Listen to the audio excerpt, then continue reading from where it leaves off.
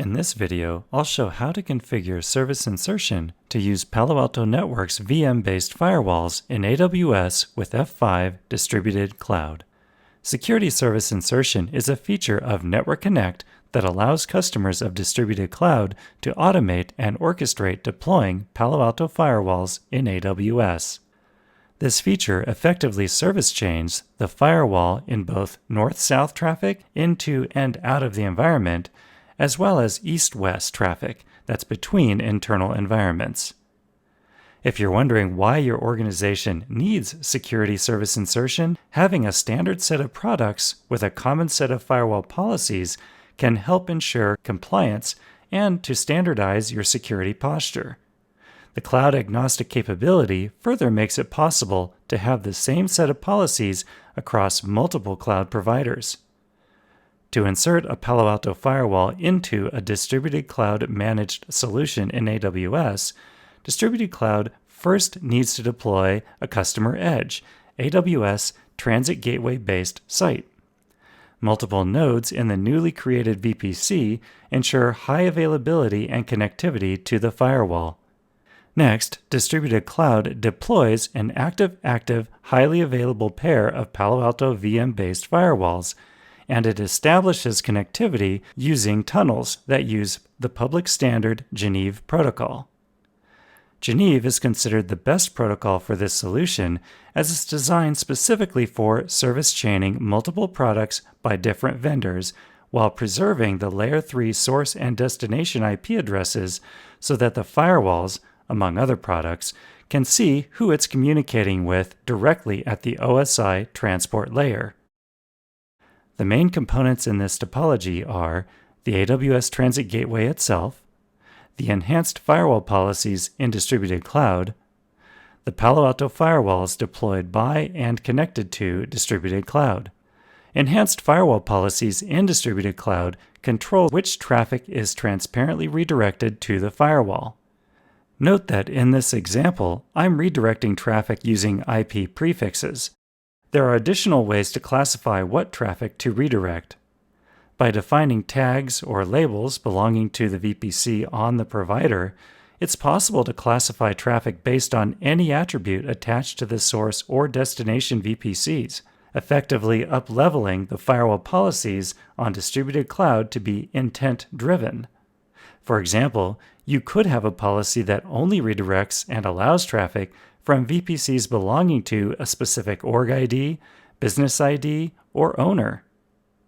In the following demo, I'll show how to use Distributed Cloud to deploy a transit gateway site, a pair of Palo Alto firewalls to AWS, and how to redirect traffic ingress to the site and also between two VPCs in order for the firewalls to enforce security compliance. I'll now show how to configure key components to make the solution work. First, log into the Distributed Cloud console and go to Multi-Cloud Network Connect. Under NFV Services, go to Add an External Service. Here you're going to put in the service name, and under the spec, we're going to choose Palo Alto Networks VM. When we configure the VM, we're going to enter specific information like what type of image and size of VM do we need to deploy, and this will depend on the features enabled in the firewall as well as which bundle that you're deploying. Enter the SSH key used to initially set up and bootstrap the firewall, and then choose your AWS Transit Gateway site. Note that you'll need to have first deployed the AWS TGW site for this solution to work. And if you're looking for more information to do that, you can find my technical article on DevCentral linked in the corner of this page. The next step is to define which availability zones you want the firewall node to run in, and you can just simply choose from the list of drop-down suggestions. The next step here that I'm going to show is using a Panorama connection to load the initial configuration onto the firewall. What this allows you to do is start the firewall with an initial configuration pushed by your corporate security policy. All you need to do here is enter the management IP address for Panorama, and then enter the authentication key for the firewall to use to download its configuration. Note that this is a management connection between the newly deployed firewall once it starts up and the Panorama controller.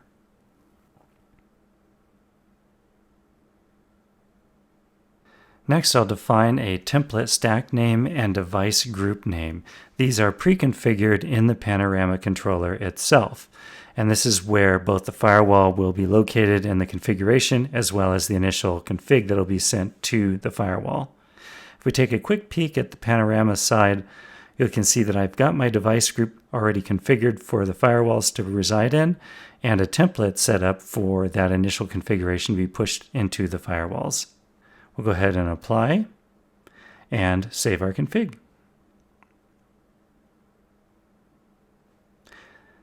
The final step here is to enable management so that we can easily click through the distributed cloud console to the management interface of the firewall that will be deployed. By enabling that, once the provisioning occurs, firewall is deployed and bootstrapped, we can now manage the device either through Panorama or by directly clicking on it with the link on the management dashboard. We can get more information about the firewall by zeroing in on it, including to see what the status is of each individual node and being able to access that node's management interface. If we take a quick peek at the management dashboard, we can see that Panorama has pushed the initial configuration to our firewall. If we take a look at the Panorama config that was pushed, we can see that device that was deployed, and we can see that the policy that was created in Stack 1 has been shared to the device. Using the Distributed Cloud Console, we can directly go to the management interface of our Firewall VM. And here we can see that the firewall was bootstrapped and that it received its configuration from Panorama. The network configuration was decided by Distributed Cloud itself, and 3 interfaces were created and pushed automatically so that the firewall can talk both north-south and east-west. The security zones were pre-configured with our Stack 1 configuration, and the network policy was applied as well. This all came from Panorama.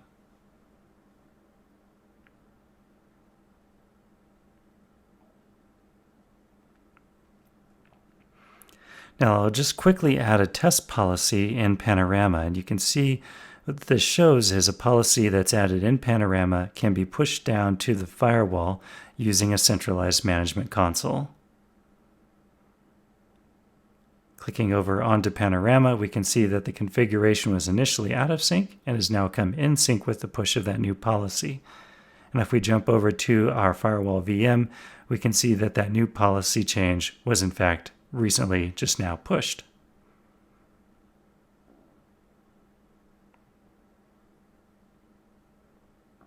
Now, if we switch back over, the final component here is to create an enhanced firewall policy to send traffic to the firewalls. Here I have an example set of policies that I've created to handle east-west traffic and north-south internet-based traffic, as well as traffic from other VPCs. If we drill down under the policy, we can see that this is in fact the policy that allows the specific IP prefixes to go east-west. I'll now walk through creating an enhanced firewall policy from scratch. First, give the policy a name, and then choose what type of policy you're going to create. In this case, I would like to choose Custom Enhanced Firewall Policy Rule Selection. This gives me the flexibility to choose rules that I want to apply to the policy. Give the rule a name, and you have a list of options ranging from the IPv4 prefix to any prefix list, whether the address is inside, outside, or even information that could be pulled in from the service provider, in this case AWS. It could be a VPC or even a VPC tag.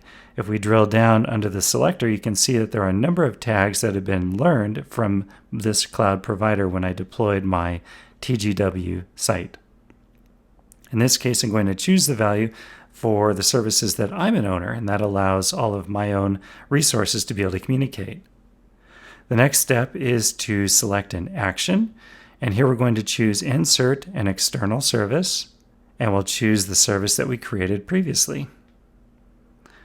The only thing that's left is to apply and save out our configuration, and now all traffic that comes into our service VPC will be redirected to the Palo Alto firewall for inspection before it reaches its destination service. Additional rules can be added to the policy as needed. As the policy has hits, you can zero in on which rules are being matched in the policy by clicking in the UI. And that's it. This showed how to configure Security Service Insertion using distributed cloud. For more information, visit us at f5.com/cloud/products/network connect.